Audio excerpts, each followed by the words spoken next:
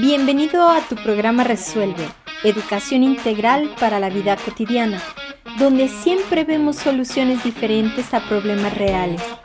Te invito a que te quedes la próxima hora con nosotros.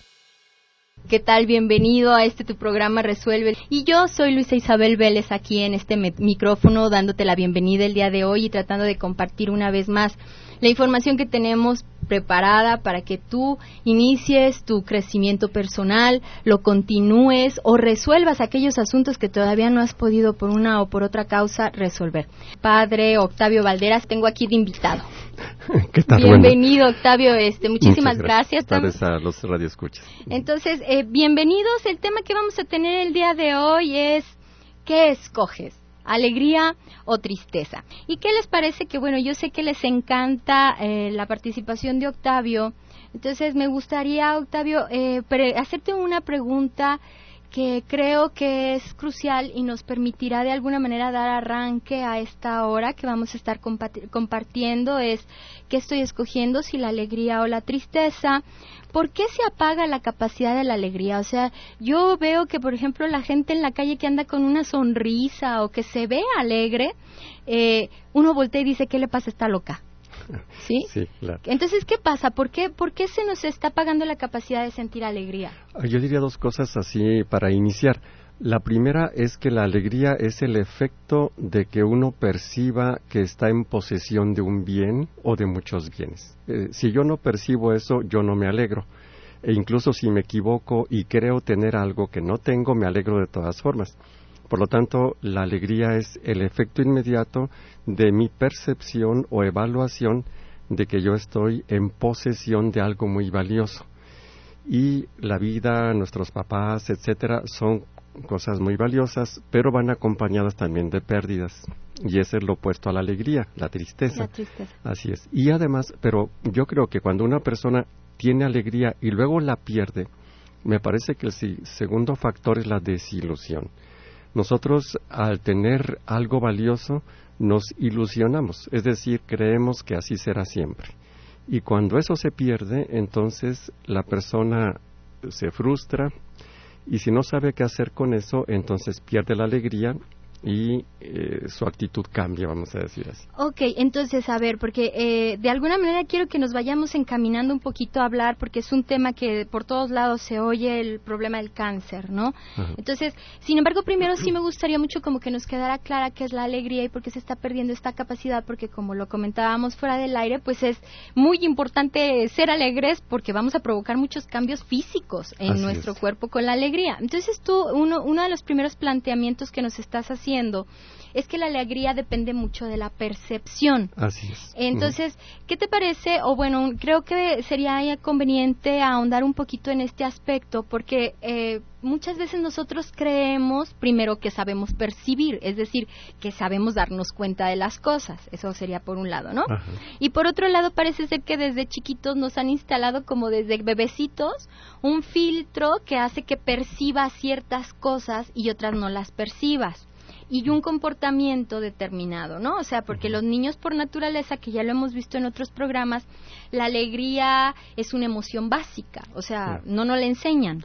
Claro, de hecho la vida tiene una multitud de factores, posibilidades, acontecimientos grandísima y nuestra percepción es limitada, por lo tanto nosotros necesariamente somos selectivos, o sea, no podemos captar todo. Y el problema o la explicación de la alegría o de la tristeza es exactamente lo que seleccionamos de todo lo que hay para percibirlo, para colocarlo en la figura, diría la Gestalt, ¿no? De la figura y en el fondo todo lo demás.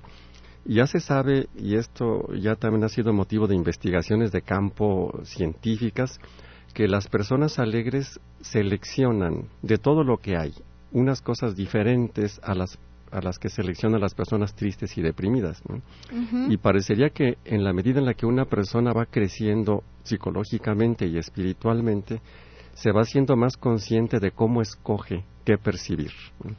Y eso yo vuelvo a insistir mucho porque también acuérdate que las personas que nos escuchan no nada más son hijos, sino que son papás. Ujú. Entonces, aquí quisiera también como que todos nosotros hemos sido educados y condicionados a percibir ciertas cosas dependiendo del seno de nuestras familias, Así ¿cierto? es, Entonces, habría personas o familias enteras que, por ejemplo, si el niño está haciendo mucho ruido, está soltando unas carcajadas estrepitosas, voltea al papá y le dice, ¿sabes qué?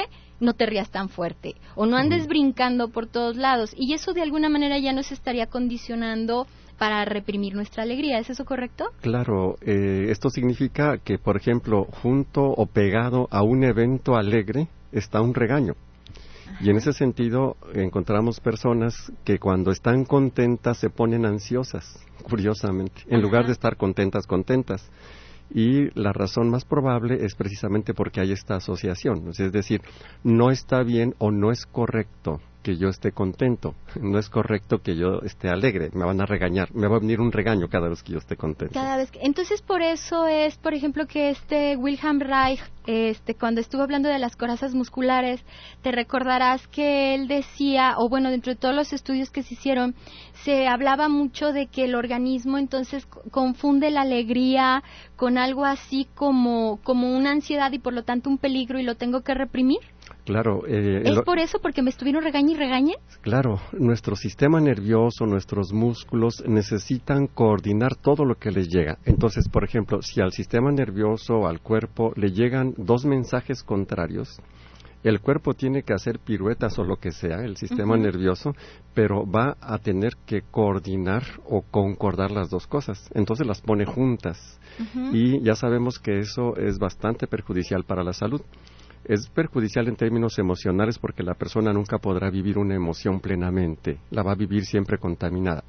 Pero además físicamente va a tener un conflicto que se puede manifestar muscularmente, pero también en términos bioquímicos, en términos celulares, y lógico que también afecta a la cuestión genética. Así es. Y es ahí donde también esto se sabe que es causa de enfermedades. Pero en realidad es porque nuestro sistema nervioso necesita poner de acuerdo todos los datos que le lleguen. No puede ignorarlos. Ok, entonces, por ejemplo, las manifestaciones físicas de la alegría es una energía que tiende a ir hacia arriba. O sea, nosotros la sentiríamos y ponemos un poco de atención en nuestro cuerpo cuando nosotros estamos alegres.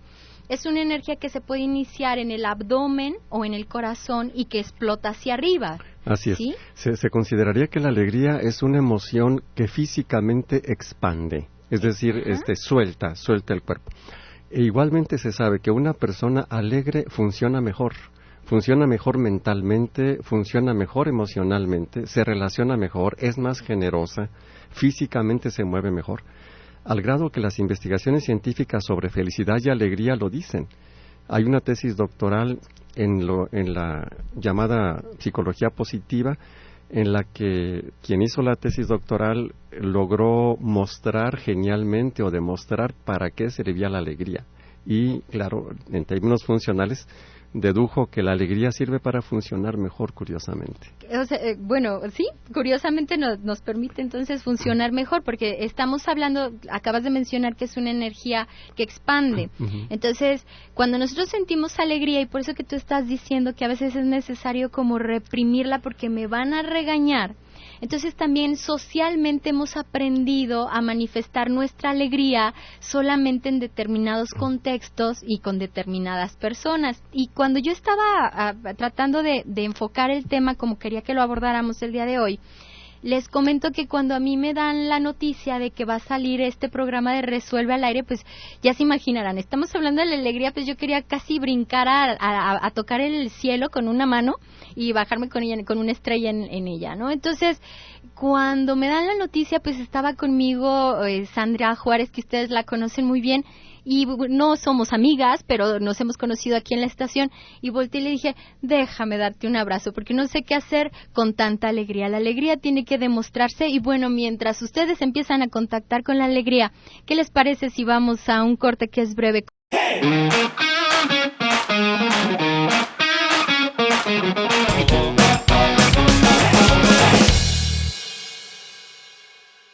Y bueno, nos quedamos comentando eso de que yo me quedé así como que, híjole, ¿y a quién abrazo con tanta alegría que yo tengo? ¿Qué hago con esta alegría? Y bueno, ahí estaba Sandrita que no me despreció mi abrazo y me dijo, pues sí, ¿me dejas abrazarte? Y ella dijo, sí, abrázame. ¿Por qué pasa eso? O sea, creo que también es importante entender un poquito por qué nos pasan esas ganas de brincar de gusto y de abrazar gente. Claro, decía en el momento anterior que la alegría es una emoción que nos expande. Ahora podría ser un poquito más explícito señalando que la alegría nos da más vida. Entonces, te preguntaba en el corte, ¿verdad? Cuando decías yo quería saltar, y yo decía, ¿y para qué sirve saltar? ¿Verdad? Pues nada más para expresar, o entre comillas, para gastar tanta energía o tanta vida. Y en ese sentido diría que la alegría precisamente genera eso, y por eso es tan saludable, porque hace que funcionemos distinto y mejor, dándonos más vida. E igualmente comentaba que tú querías abrazar a alguien, ¿no? Y no querías golpear a alguien. No quería salir y darle patadas a nadie. Claro, así es. y en ese sentido, entonces la alegría tiene dos características muy interesantes que hacen que tengamos más vida, que funcionemos mejor, más bien son tres, y que además nos acerquemos con una mejor actitud a los demás. Que lo que son características muy importantes de la alegría. Ahora aquí, también creo que es importante señalar que, por ejemplo, otras emociones como sería el miedo, la tristeza, la depresión, el coraje, la ira, podríamos de alguna manera buscar que otra persona nos ayudara. Yo creo que la alegría es la única emoción que se genera desde adentro y es solito el trabajo que tenemos que hacer con esta emoción, ¿es correcto? Sí, bueno, de hecho tienen dos finalidades distintas. Todas las que dijiste, miedo, enojo, etcétera, y alegría, por otro lado, la finalidad es diferente. Lo que llamamos emociones negativas, que de por sí son positivas, puesto que están a nuestro favor, son más bien defensivas. Por ejemplo, el miedo es para que huyamos, para que nos protejamos, corriendo, luchando, paralizándonos, pero es para que nos protejamos. La ira también. La ira es para protegernos de una frustración o de una invasión o de una injusticia. Por lo tanto, digamos que la finalidad de estas emociones que nos desgastan es buena la finalidad, es una protección personal, pero finalmente nos desgastan, sobre todo si son inútiles. Es decir, si una persona teme a las cosas que son inofensivas solamente porque aprendió a temer, solo porque le dijeron que eso era peligroso, y así con las otras emociones llamadas negativas. Y en cambio la finalidad de la alegría es de otra naturaleza. Yo diría que lo que las hace diferentes en forma sustancial es la meta, o sea, la meta que tienen las emociones. Y entonces, ¿cuál sería la meta de la alegría? Exactamente, es la expansión y el funcionar mejor. Ahora, aquí quisiera señalar también que la alegría es mucho más humana y humanizante. Uh-huh. Por ejemplo, el miedo primitivo es muy común a los animales, o sea, no se necesita ser humano para tener miedo, para tener un cierto tipo de afecto.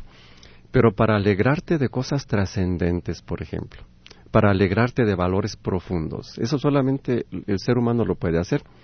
Y por lo tanto, diría que la alegría es de otra naturaleza y es la emoción que nos favorece la vivencia, la captación, el deseo de alcanzar esos valores que son específicamente humanos y que son no solamente humanos, sino también diría espirituales, ¿no? Trascendentes. Sí, lo que pasa es que creo que entonces la alegría se relaciona con otro tipo de valores muy diferentes a lo que sería la amistad, a lo que sería el miedo o la culpa o la ira. Entonces, la alegría podríamos decir entonces que se relaciona con el amor, con la amistad, con la esperanza, con el gozo, con la euforia, con la confianza, generosidad y gratitud, entre otras, ¿no? Entonces, claro, son todas positivas y porque la alegría tiene mucho también que ver con eso del compartir. El compartir con otro lo que me está pasando, lo que estoy sintiendo, porque, bueno, hay algo importante que yo quiero decir, la alegría es contagiosa, o sea, yo como hoy estoy así como que muy de diente pelón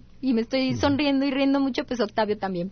¿No? Claro, así Entonces, la alegría se contagia, es una emoción muy interesante para experimentarla y darnos la oportunidad de experimentarla, porque como lo hemos estado hablando anteriormente, hemos sido condicionados, reprimidos socialmente y no la sacamos, o sea, la consideramos que nos van a castigar, que nos van a pegar, que es mal vista y que solo lo puede salir en determinados lugares o en determinadas circunstancias, como podría ser, por ejemplo, en una fiesta de cumpleaños, o cuando todo el mundo se pone borracho, o cuando alguien toma un poquito de más y se pone alegre. Todo se justifica porque está borracho, no porque realmente esté alegre, ¿no? Que esté un poquito tomado.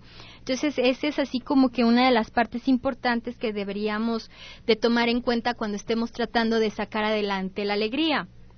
Cuando yo estoy en terapia, porque acompaño a personas en su crecimiento personal dentro de procesos terapéuticos, uno de los trabajos principales es, pues, lógicamente, como que limpiar esas ideas erróneas que se han formado en el cerebro y que no nos permiten asumir la responsabilidad sobre nuestras propias emociones. Ahora sí que hablando de autores existencialistas, ¿no? Filósofos existencialistas, claro. Asumir la responsabilidad y la libertad de decidir finalmente qué es lo que yo quiero sentir.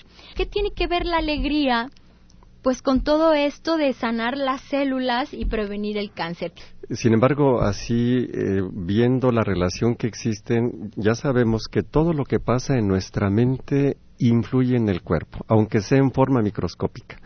Y una de las cosas que se han observado y se ha visto en forma también científica es que, por ejemplo, la alegría mejora el funcionamiento del sistema inmunológico, y eso se ha visto analizando la saliva de las personas antes de reírse y después de reírse, curiosamente. E igualmente la tristeza, la depresión, cómo deprime muchos mecanismos de tipo saludable. Y una de las cosas más impresionantes, y que lo dice un científico japonés, Kazuo Murakami, que no es el del agua. No es el del agua, que no es el del agua, es otro, es un científico especialista en genética con premios científicos. Señala que los pensamientos y las emociones funcionan en las células, en la programación del ADN, en la programación de la célula, en modo tal que las personas alegres tienden a encender, curiosamente, los genes de la salud y a apagar los genes de la enfermedad. Porque una cosa que se ha descubierto, que ya se sabe, o los especialistas en genética lo saben muy bien, nuestros genes tienen como un sistema de encendido y de apagado. No quiere decir que porque una persona tiene un gen de algo necesariamente le va a pasar eso.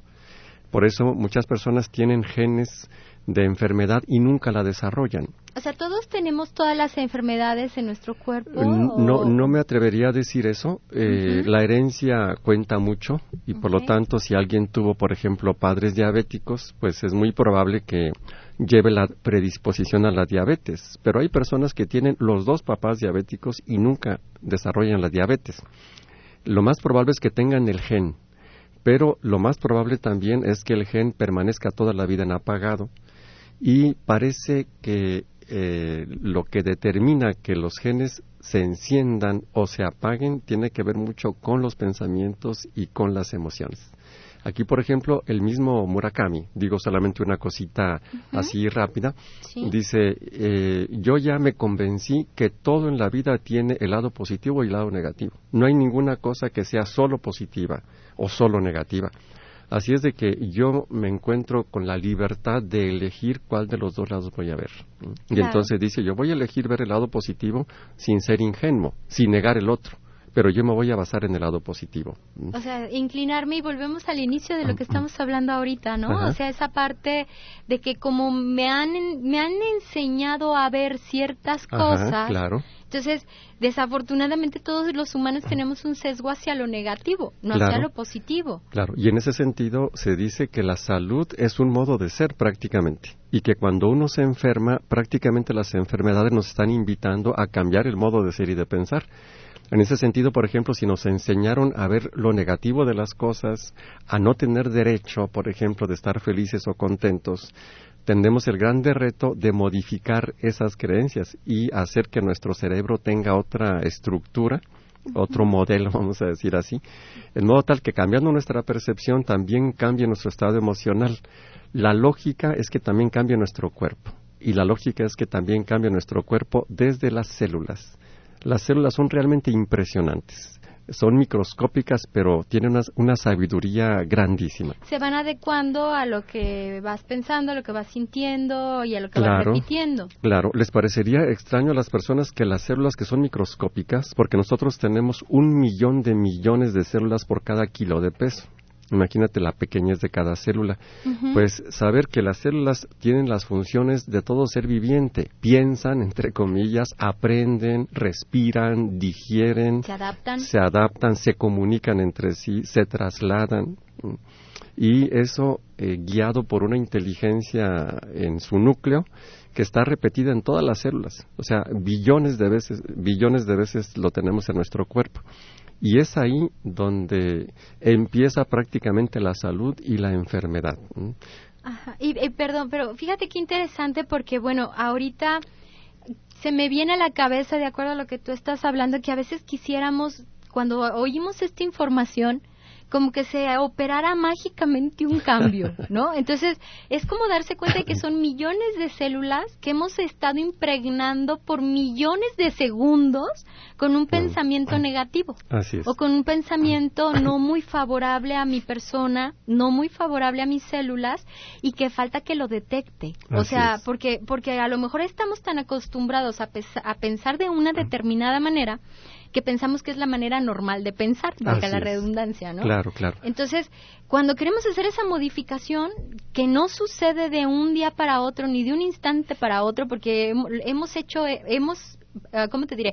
Plasmado una información por días enteros, por años enteros, y queremos hacer ese cambio de un día para otro, pues suena, de acuerdo a todo lo que nos estás diciendo, pues una actividad que va a resultar verdaderamente imposible. Claro, así es.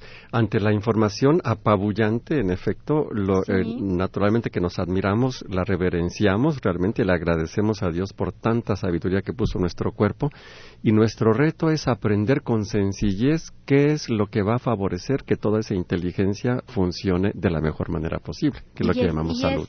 Y es ahí donde entran en el papel de los terapeutas, ¿no? Así, o sea, claro, es donde nos ayudan de alguna manera a poder reflejar aquello que está contenido en nuestras células, que ha sido grabado desde que nacimos y que hay que removerlo dándonos cuenta. Claro. Vamos a regresar después del corte, vamos a platicar un poquito más de cómo podemos hacer para movernos más hacia la alegría. Teresa González Limón, saludos y felicidades por el programa, gracias. Irene Mercado manda saludos, Marisabel Machuca Gómez se está reportando, Guillermina Núñez, saludos y felicidades al padre Octavio por el programa, gracias.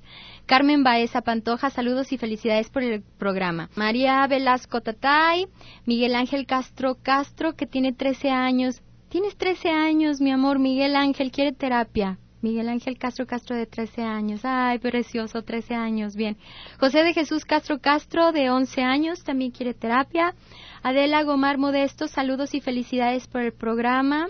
María de Jesús Castro González, Rosa María Vázquez Vidaurri y la señora Janet. Felicidades por el programa, saludos a Isabel, muchísimas gracias, Janet. Y fíjense que ahorita que están hablando dos chiquitines de 13 y de 11 años, es como esa parte que no hemos tocado de lo importante que es como adultos que tenemos bajo nuestra responsabilidad a niños, la adecuada formación de las emociones y permitir el adecuado contacto de las emociones. Entonces, hay que permitirles darse sus brincos, sus gritos, sus carcajadas, porque es una manera muy saludable y es el exceso de energía que el organismo genera para que nos sigamos moviendo, ¿verdad? Claro.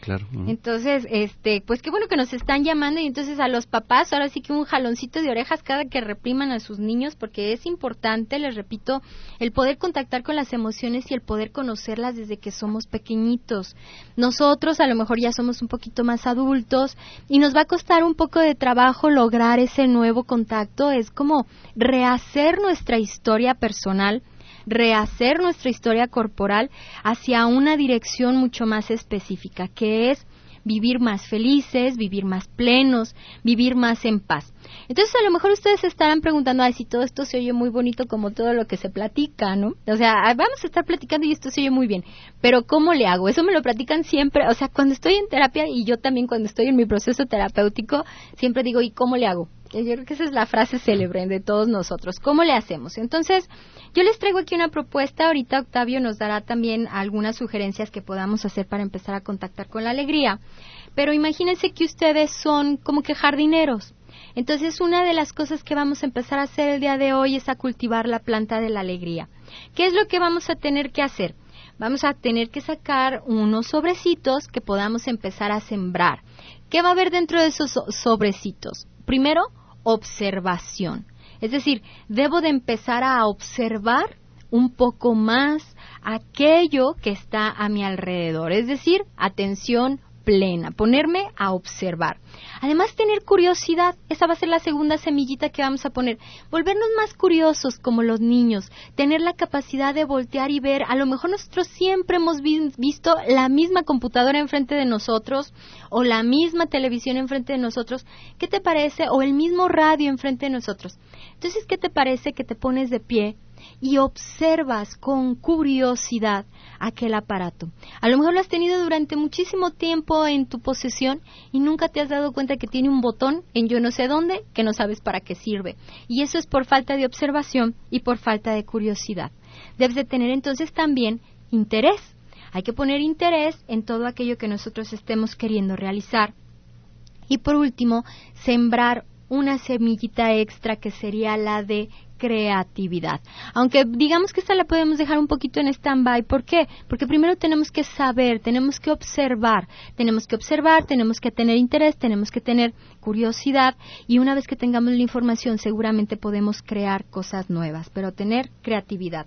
Y ya que tenemos esa plantita que estamos empezando a sembrar el día de hoy, una de las cosas que vamos a tener que hacer es abonarla, y poner en el abono, o el abono que tenemos que agregar será el de vivir plenamente en el presente.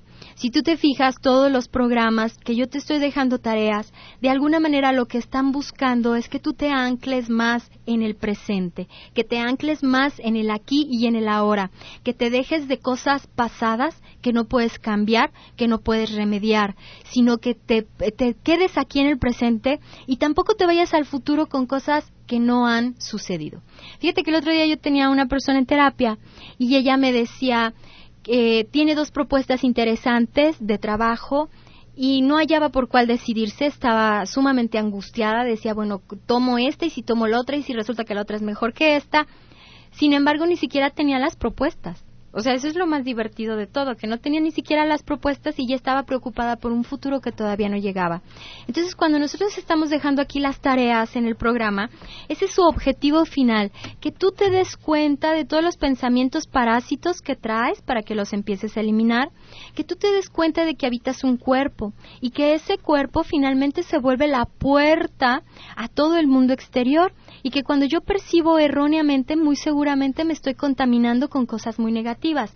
Y la parte espiritual que siempre trabajamos, que es la conexión con los demás. Entonces, el hacer la tarea es como esa parte del crecimiento personal que yo te invito a que inicies todos los sábados que estamos en el programa, que seguramente recibes la invitación de todos los programas de Radio Vital con la idea de que tu calidad de vida mejore, pero nosotros no podemos hacer nada si tú no te pones en acción. Entonces, yo te invito a que siempre participes, échale ganas y empieza a volverte el jardinero pues de la alegría.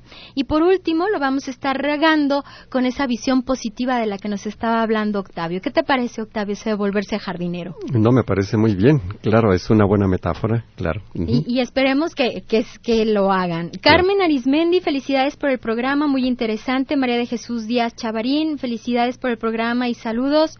Antonia Ramírez García, saludos al Padre Octavio, felicidades por el programa.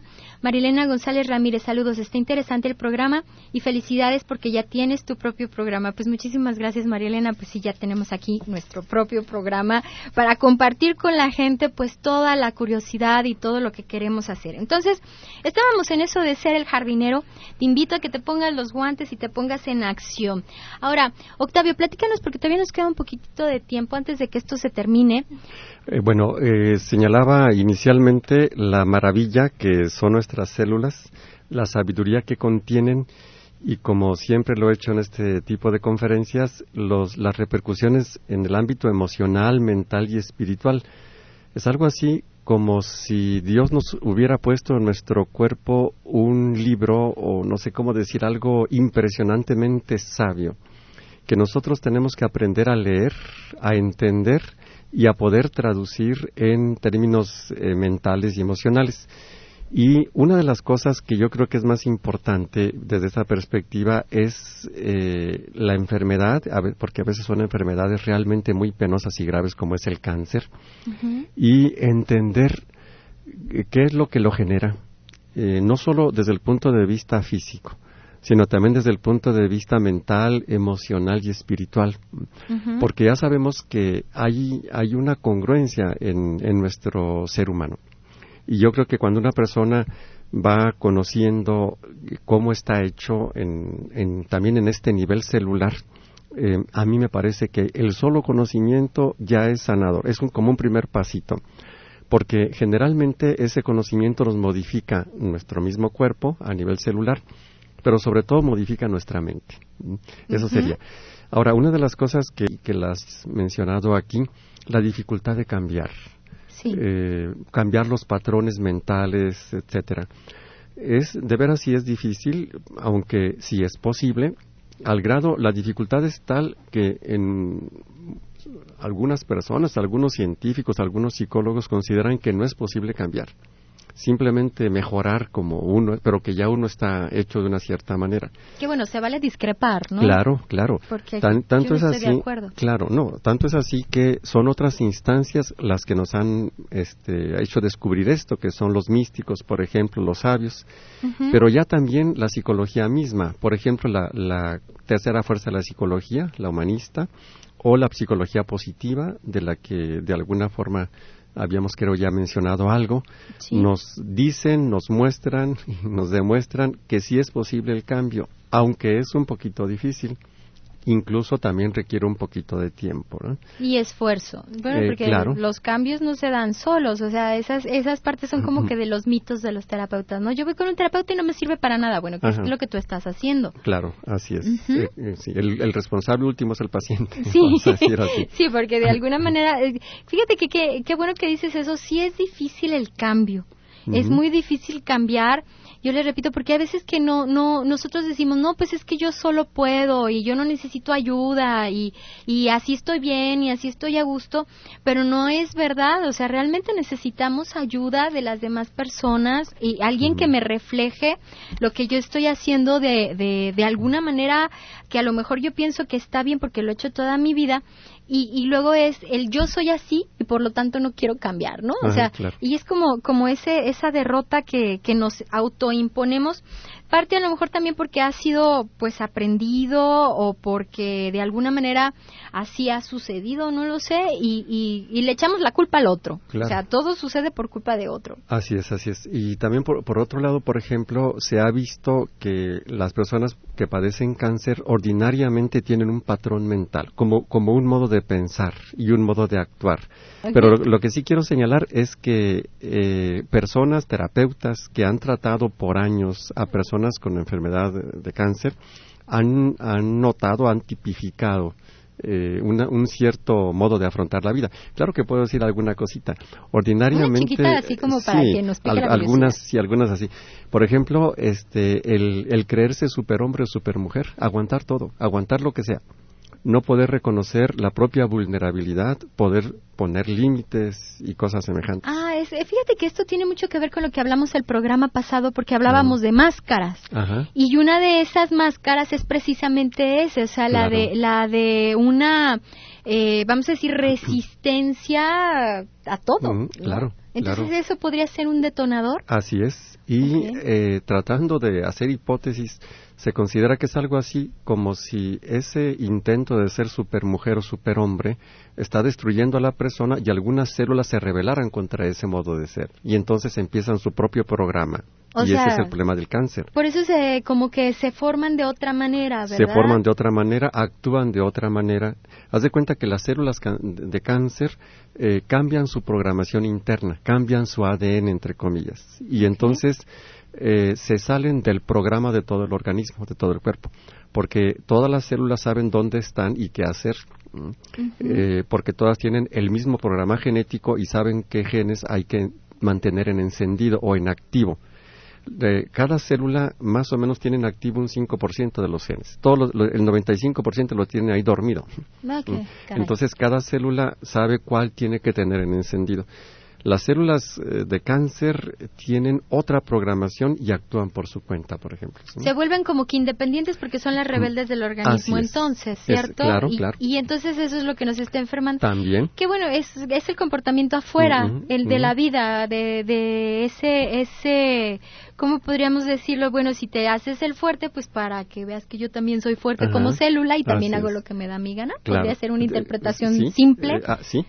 Según la teoría de una doctora, Schnake, de apellido Schnake, que ha hecho muchos ejercicios y terapias de tipo Gestalt en este sentido, ha visto que con cierta frecuencia las personas que tienen cáncer tienen las características de las células cancerígenas.